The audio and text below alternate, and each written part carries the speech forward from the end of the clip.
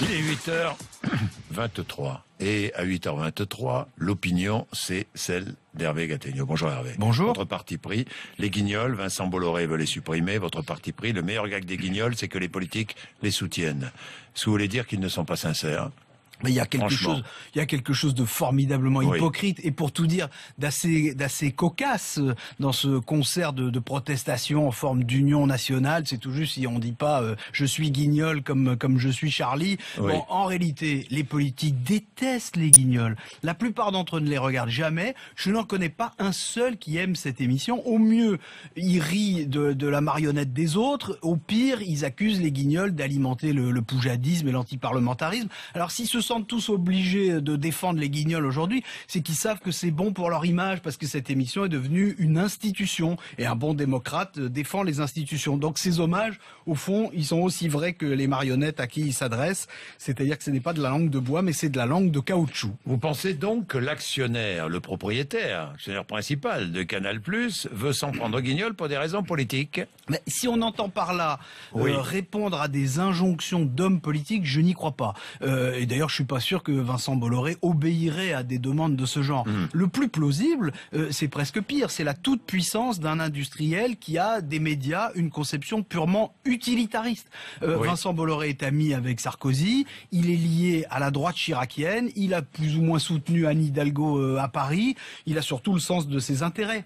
Oui. Pour les guignols, maintenant, attendons de voir ce qu'il va décider, parce que pour l'instant, on n'a pas de décision et on n'a même pas de communication officielle de Vincent Bolloré. Ce ne serait pas l'intérêt de Canal+ de les supprimer, tout le monde le comprend, mais Vincent Bolloré n'a pas vraiment caché qu'il n'aimait pas cette émission. Ça montre ce qu'est la principale différence entre les hommes d'affaires et les politiques, c'est que les hommes politiques ont les yeux rivés sur les sondages et les hommes d'affaires se moquent éperdument des sondages et de l'opinion. Est-ce que pour vous, les guignols restent un symbole d'impertinence? Franchement, oui. Ils ont été créés en 1988. Incontestablement, oui. Mais en même temps, ils sont devenus aussi un élément de l'establishment. Et d'ailleurs, la mobilisation assez fauderche des politiques et de toute la classe médiatique le montre assez bien. Il est de bon ton de trouver que ces marionnettes sont plus vraies que nature, alors que les sketchs, mais on peut aussi les sketchs sont souvent drôles, il faut le dire, souvent drôles, mais ils sont pas toujours non plus très inspirés ni très informés. C'est parfois plus près de la bien-pensance que de l'impertinence. Donc, en tout cas, il n'y a pas vraiment de quoi vouloir les censurer. Vincent Bolloré leur reproche leur dérision excessive. On a aussi le droit de trouver que tout ça est un peu dérisoire. Est-ce que vous pensez que cette polémique est disproportionnée? Franchement. Que la suppression d'une émission de télé soit moins importante que l'avenir de la Grèce ou la montée du chômage, ça c'est certain.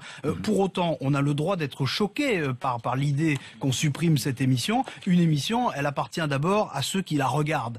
Cela dit, il faut quand même relativiser un peu tout ça. On entend dire là depuis hier que les guignols seraient censurés parce qu'on ne voudrait pas qu'ils puissent avoir une influence sur l'élection présidentielle. Franchement, c'est leur prêter un pouvoir qu'ils n'ont évidemment pas, et d'ailleurs tant mieux. Maintenant, il faut réfléchir un petit peu. Avec tout ce battage depuis hier, si l'émission finalement est maintenue, même sous une forme réduite ou hebdomadaire ou encryptée, elle va retrouver des fans. Alors c'était peut-être ça le vrai but de Monsieur Bolloré. Peut-être que c'est un coup marketing extraordinaire. Maintenant que tout le monde est remonté contre lui, peut-être que les audiences vont remonter aussi. Et si c'est vraiment ça le scénario, si on a eu une bande-annonce faite par l'ensemble des politiques et de la classe médiatique pour soutenir les guignols qui finalement ne disparaissent pas, il faudra se demander dans cette affaire qui a été la marionnette de qui. 8h27.